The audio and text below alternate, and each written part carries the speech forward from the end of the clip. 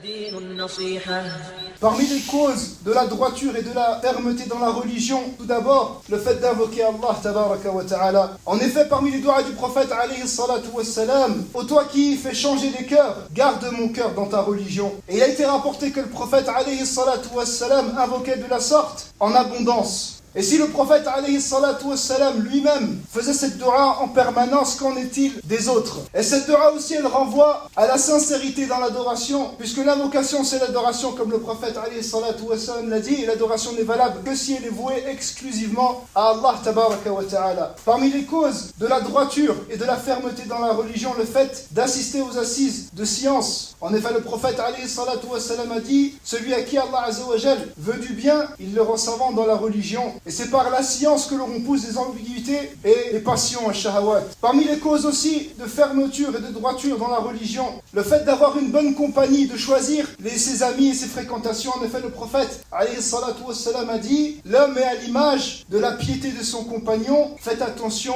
à vos amis. En effet, la personne qui est pieuse va t'aider dans tes moments de faiblesse, et quand tu as un manque dans la foi ou des manquements dans la religion, au contraire du mauvais compagnon. Et Allah azza wa jal dit au sujet des gens qui ont cru, et ensuite ils font partie des gens qui ont cru, qui s'enjoignent la patience, qui s'enjoignent les comportements miséricordieux. Ceux-là, ce sont les gens de la droite. Et au contraire, Allah azza wa jal mentionne ce dialogue entre quelqu'un du paradis et quelqu'un de l'enfer, et celui-ci, la personne du paradis, lui dira, par Allah, tu as failli causer ma perte, et sans le bienfait de mon Seigneur, j'aurais été parmi les gens de l'enfer. Parmi les causes de droiture et de fermeté dans la religion, le fait d'occuper son temps par l'adoration. En effet, Allah tabaraka wa ta'ala dit dans son livre, et Allah augmente la foi de ceux qui font les bonnes actions. Et le prophète alayhi salatu wassalam a dit, les œuvres préférées d'Allah, ce sont celles qui sont permanentes, même si elles sont petites.